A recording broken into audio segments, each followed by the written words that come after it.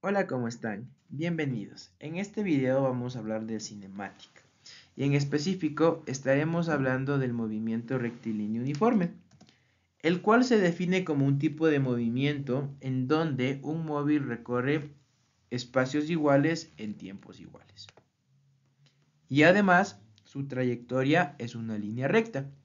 Dentro del movimiento rectilíneo uniforme nosotros podemos calcular tres parámetros muy importantes. El primero de ellos es la velocidad promedio, que se puede calcular dividiendo el desplazamiento para el tiempo transcurrido. Y de manera análoga, el desplazamiento se puede calcular restando la posición final menos la posición inicial de una partícula.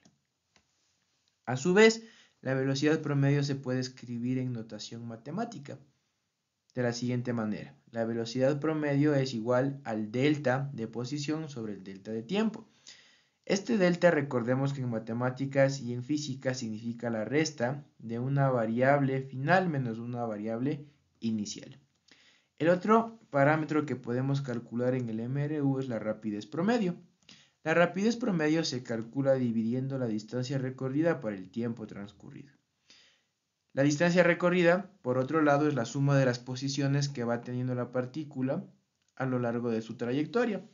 Y como pueden observar, no es lo mismo, físicamente hablando, la velocidad que la rapidez, aunque en la vida cotidiana estos dos conceptos se confunden o se podría decir que se asemejan un poco, ya hablando de manera física, sí tienen ciertas diferencias.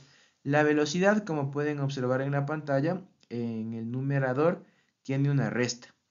Esto quiere decir que la velocidad promedio va a poder tener signos negativos.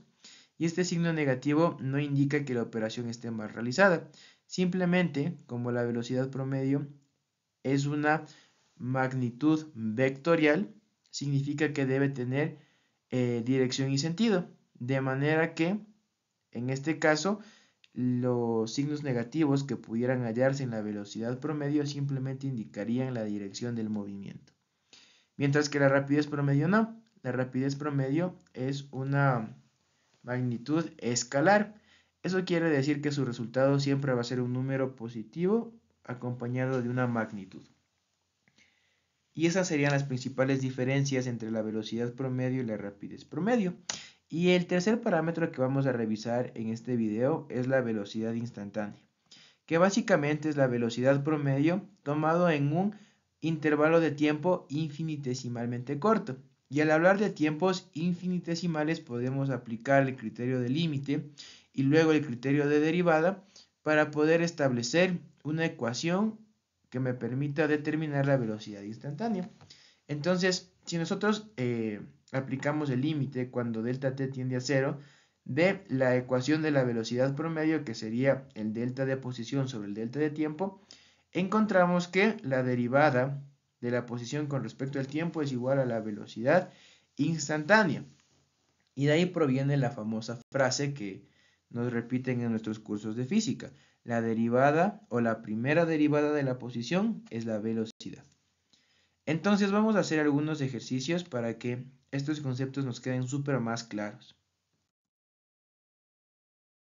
El primer ejercicio que vamos a realizar es sobre la velocidad promedio.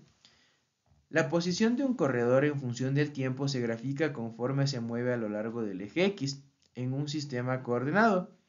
Durante un intervalo de tiempo de 3 segundos, la posición del corredor cambia de x1 igual a 50 metros a x2 igual a 30.5 metros, como se muestra en la siguiente figura. ¿Cuál fue la velocidad promedio del corredor? Como me están preguntando la velocidad promedio, tengo que trabajar con la ecuación de la velocidad promedio es igual al delta de posición sobre el delta de tiempo. Sustituimos los datos. Habíamos hablado de que el delta significaba restar la posición final, que sería 30.5 metros, menos la posición inicial, que sería de 50 metros. Y esto dividido por el tiempo transcurrido, que es de 3 segundos. Hacemos estos cálculos y podemos observar que la velocidad promedio es igual a menos 6.50 metros sobre segundo. Lo que les comentaba en la parte teórica. Este negativo no indica que el cálculo esté mal realizado, simplemente indica la dirección del movimiento. Miren en la gráfica que el movimiento está dirigido hacia la parte negativa de las X, por eso es que tiene este signo negativo.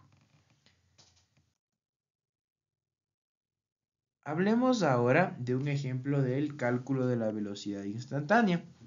Un motor de propulsión a chorro se mueve a lo largo de una pista experimental, que llamaremos el eje X, como se muestra en la siguiente figura. Trataremos el motor como si fuera una partícula. Su posición en función del tiempo está dada por la ecuación x es igual a at al cuadrado más b, donde a es igual a 2.10 metros sobre segundos al cuadrado y b es igual a 2.80 metros. Nos piden que determinemos el desplazamiento del motor durante el intervalo de tiempo de t1 igual a 3 segundos a t2 igual a 5 segundos y que determinemos la velocidad promedio durante este intervalo de tiempo. También que determinemos la magnitud de la velocidad instantánea en un tiempo equivalente a 5 segundos. Entonces ya nos están dando la ecuación de posición con respecto al tiempo. Y también nos dan los coeficientes de la ecuación, ¿no? Nos dan el coeficiente A y el coeficiente B. Entonces, en primer lugar me piden que calcule el desplazamiento. Y como veíamos en la ecuación de la parte teórica, el desplazamiento se puede encontrar restando la posición final menos la posición inicial. Entonces podemos encontrar la posición con respecto al tiempo reemplazando los valores del tiempo en la función de posición. Entonces aquí estamos encontrando el tiempo 1, que como pueden observar, simplemente reemplazamos en la parte de t, que significa tiempo, con el tiempo que nosotros queremos en este caso calcular. El primer tiempo que estamos reemplazando es t1 igual a 3 segundos, que nos da un valor de posición inicial de 21.7 metros. Hacemos el mismo cálculo para el tiempo 2, ahora reemplazando los 5 segundos en la ecuación de posición y nos devuelve un valor de posición final de 55.3 metros. Y para calcular el desplazamiento tenemos que restar la posición final menos la posición inicial, que me da un valor de desplazamiento de 33.6 metros. Ahora vamos a resolver el literal B, que me dice que tengo que calcular la velocidad promedio en este intervalo de tiempo. Entonces la velocidad promedio es igual al delta de posición sobre el delta de tiempo. El delta de posición o desplazamiento ya lo calculamos en el literal A.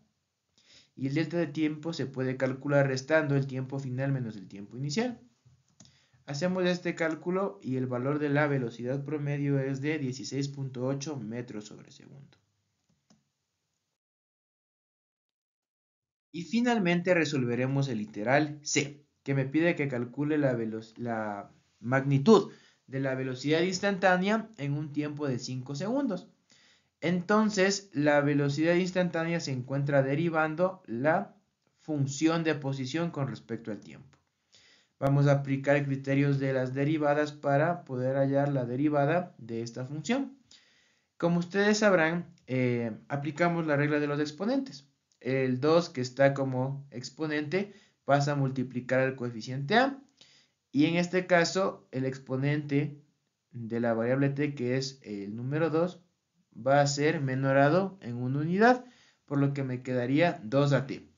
Y la derivada de b, como b no tiene a la variable t, que es la variable con respecto a la que estamos calculando la derivada, b se considera una constante. Y toda derivada de una constante es igual a 0, por lo tanto, la función de la velocidad instantánea es igual a 2at. Y como me piden que calculen un tiempo de 5 segundos, simplemente tengo que reemplazar el tiempo en la ecuación, de manera que la velocidad instantánea ha sido igual a 21 metros sobre segundo. Y eso sería todo por el video del día de hoy. Espero que les haya gustado y más que todo que les sirva full este conocimiento que les acabo de transmitir de alguna manera en el video que acabamos de revisar. No olviden suscribirse y nos vemos en el siguiente video.